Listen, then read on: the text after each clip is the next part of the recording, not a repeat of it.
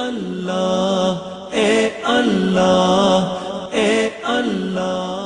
الحمد لله وسلام على عباده الذين اصطفى.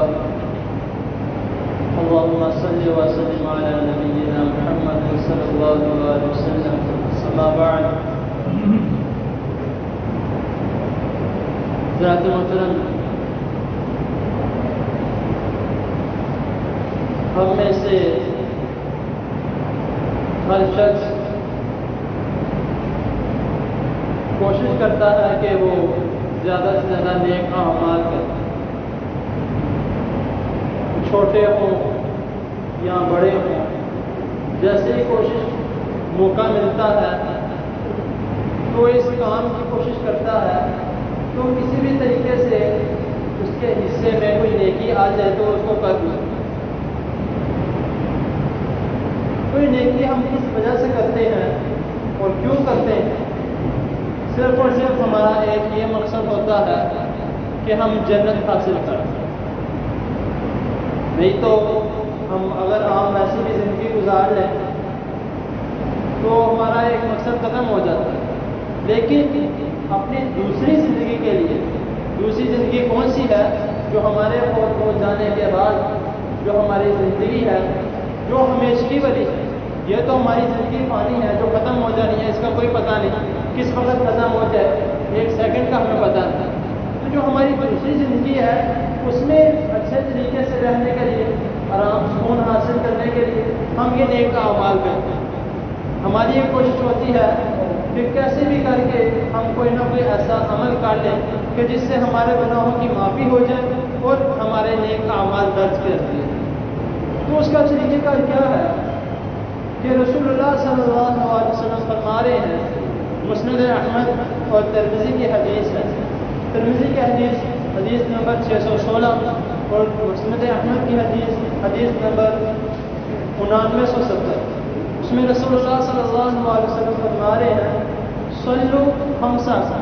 جو ترمذی کی حدیث ہے اس میں سب سے پہلے یہ الفاظ آتے ہیں کہ اللہ تعالیٰ سے ڈرو. پھر اس کے بعد آتے ہیں صلو خمسہ کو 5 وقت کی نماز ادا کرو. اگر ہم 5 وقت کی نماز ادا کرتے ہیں تو ہم جنتی ہیں، کیونکہ 5 وقت کی نماز میں ہر وہ عمل آ جاتا ہے، ہر وہ نیک عمل آ جاتا ہے جو ہم اپنی زندگی میں کر سکتے ہیں. وہ کون سا ہے؟ ہم تکبر سے بچ سکتے ہیں، اللہ تعالیٰ کی نافرمانی سے بچ سکتے ہیں، رسول اللہ صلی اللہ علیہ وسلم کے حکم کی نافرمانی سے بچ سکتے ہیں. کیونکہ جب ہم نماز ادا کرتے ہیں تو جب انسان سجدے میں جاتا ہے تو اس میں تکبر ختم ہو جاتا ہے. کیونکہ سجدہ ایک ایسی عاجزی عبادت ہے کہ جس میں انسان کا کوئی بھی تکبر ایک ذرہ برابر نہیں رہ جاتا. دوسری چیز کہ اللہ تعالیٰ کا حکم ہے اقیم الصلاۃ، نماز قائم کرو. جب ایک انسان 5 وقت کی نماز قائم کرتا ہے تو اللہ تعالیٰ کی نافرمانی نہیں کر رہا، اللہ تعالیٰ کا حکم مان رہا ہے. تیسری چیز کہ جب رسول اللہ صلی اللہ علیہ وسلم فرما رہے ہیں اس حدیث میں صلو خمسہ کو 5 وقت کی نماز ادا کرو، اور اگر ہم نماز ادا کر رہے ہیں تو ہم آپ صلی اللہ علیہ وسلم کی بھی فرما بردار. دوسری چیز صوم و شہرت، کہ رمضان کے روزے رکھو. اب ایک شخص رمضان کے روزے رکھتا ہے تو اس کی اتنی فضیلت ہے کہ جتنے بھی گناہ ہیں اللہ تعالیٰ سارے معاف کر دیتے ہیں. کیونکہ جب ہم رمضان میں روزے رکھ کے ہر گناہ سے دور رہیں گے، ظاہر سی بات اللہ تعالیٰ ہمارا گناہ معاف کرتا ہے. تیسری چیز کہ جو اللہ تعالیٰ نے مال دیا ہے اس سے زکوٰۃ ادا کرو.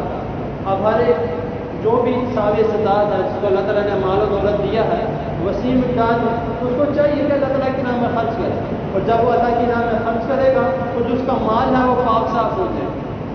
وہ کس طرح پاک صاف ہو جائے گا کہ زکوٰۃ کا مطلب میل کچیل، جو مال کی میل کچیل کو جب نکال دے گا تو اس کا جو استعمال کرتا مال ہے وہ حرام سے استعمال کر سکتا ہے. اور جو غریب ہیں وہ جو زکوٰۃ دے گا ان غریبوں کو وہ بھی آرام سے رہیں گے، وہ دعائیں دیں گے، اس دعا سے اس کے گناہ بھی معاف اور نیکیاں بھی لکھی جائیں گی. چوتھی چیز کہ اپنے امیر کی اطاعت کرو، یعنی کہ جو ہمارے اوپر باپ ہو گیا، والد ہو گیا، یا ہم کسی کے نیچے کام کرتے ہیں جو ہمارا باس ہے اس کی اطاعت کرو، وہ بھی ٹھیک ہے. اور ہاں اس جگہ پر اطاعت سے مراد وہ ہے کہ وہ شخص جو اللہ اور اس کے رسول صلی اللہ علیہ وسلم کو مانتا ہے اس کی اطاعت کرو. اگر وہ نہیں مانتا ادب کرو، یعنی اس کا ادب و احترام نہیں کرنا، اس کا ادب و احترام کرو، لیکن اگر وہ گناہ کا کوئی کام کرتا ہے تو اس کا بات نہ مانے. یہ اگر کسی شخص میں یہ 5 چیزیں، سب سے پہلے اللہ سے ڈرو، نماز قائم کرو اور زکوٰۃ ادا کرو، اور جو اللہ تعالیٰ جو رمضان کے روزے رکھو، اور 5ویں نمبر پہ اپنے امیر کی اطاعت. جو شخص یہ 5 کام کرتا ہے تو رسول اللہ صلی اللہ علیہ وسلم فرما رہے ہیں کہ وہ اللہ تعالیٰ کی جنت میں داخل ہوتے ہیں. یہ چھوٹے کام نہیں ہیں، بڑے کام نہیں ہیں، چھوٹے چھوٹے سے کام ہیں. تو اگر ہم اس کو اپنی زندگی کا معمول بنا لیں تو انشاءاللہ تعالیٰ ہمیں اللہ تعالیٰ ہمارے پلے نیکیوں سے بانٹیں گے، اور انشاءاللہ ہم قیامت کے روز جنت میں داخل ہوں گے. اللہ تعالیٰ کی حضور دعا ہے اللہ تعالیٰ ہمیں جو سنا اس پر عمل کرنے کی توفیق عطا فرمائے، اور ہمیں صحیح دین کو سمجھنے کی اور اس کو عمل کرنے کی، اس کو اپنی زندگی کا معمول بنانے کی توفیق عطا فرمائے.